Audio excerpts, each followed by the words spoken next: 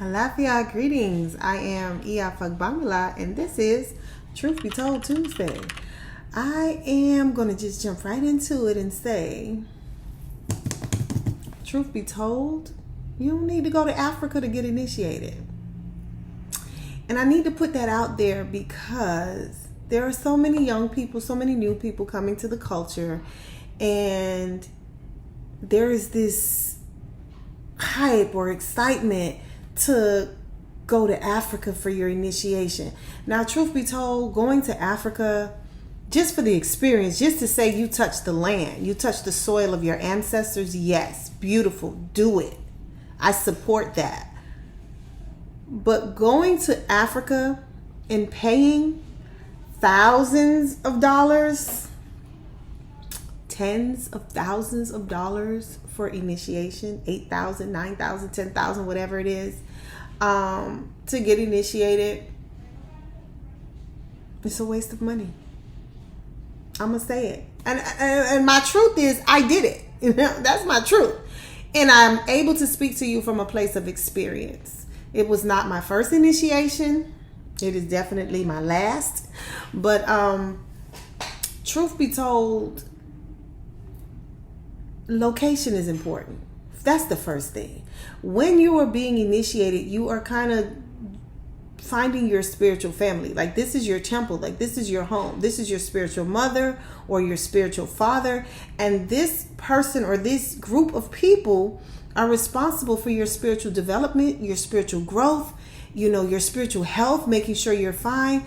And there's so many things that are missing when you're Iyalawo or your Babalawo or your Iyanifa, whatever you want to call that individual, when they are in another continent, it's difficult for you to learn. It's damn near impossible because we're social creatures, right? You know, most of us learned how to cook by watching mama and grandma in the kitchen. You know, just that hands-on experience, just being in the environment where the social development or the social learning can take place. Being in the room, listening to the chants, hearing the chants. This is how you're going to learn the chants because you're there. You know, you're having the experience hands-on. You can definitely learn a few things if you're going to constantly be on the phone with that person. And I know right now, you know, we got WhatsApp and everybody can get on WhatsApp and have those FaceTime experience, but there is nothing like actually being in the space, being in a place where the drums are drumming, the chanting is chanting, the possessions are possessing, and you're there to witness it or even actually experience it, having that possession for yourself. You need to be in the space. Your spiritual family needs to be nearby. You need to be able to get up at least once or twice a week and go to your godmother's house, go to your godfather's house, and be in that spiritual setting. Because ultimately, this is your spiritual house. This is like your church. This is your temple.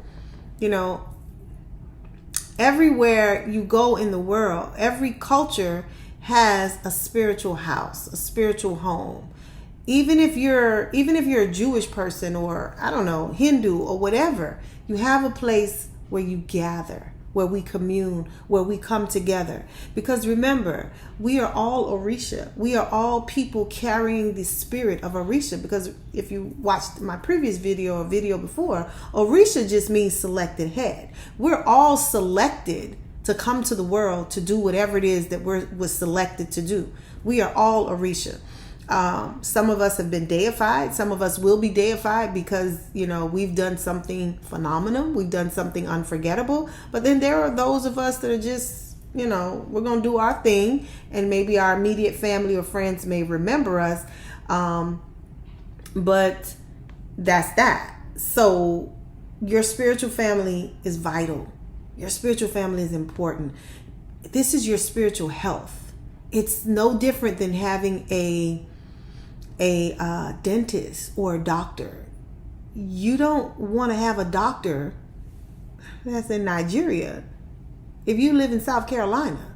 You don't want to have a primary care physician that their office is in Oshogbo or, I don't know, anywhere in the continent of Africa if you live in Fort Lauderdale or, I don't know, Houston, Texas. Wherever you are, your spiritual family needs to be within driving distance. You need to be able to get to your spiritual family. So not even just going to Africa for initiation. You don't need to be initiating with anybody or any spiritual house that's in a different state. Wherever you are, that's where your spiritual family needs to be. That's where your spiritual family needs to be. And you know, that's just for me. If I was a part of a church, I'm not going to live in one city or one state and I got to drive, I don't know, 200 miles to get to my spiritual house, to get to my temple, to get to my church, to my synagogue. That doesn't happen, right? This is your religion. This is your way of life. This is your spiritual practice. Ifa is not just a system where, oh, I'm feeling like somebody did something to me and I need to go get a reading and I need to go do a sacrifice. That's not what this is. This is a way of life. This is an everyday practice. And as practitioners of Ifa, we need to gather together. We need to come together. We need to worship together. We need to honor and praise our divinities and our ancestors together. We are a communal people. So location matters. So when you are thinking about initiation, think about the fact that this is your spiritual family and these are your spiritual providers. And you're not going to have a doctor that is in another continent. You're not going to have a doctor that is in another state, right? You should not have a spiritual provider that's in another continent or another state either. Location matters. So do not waste your coins going outside of your local community for any type of spiritual growth or development. It's not necessary. Ashe, Asheo.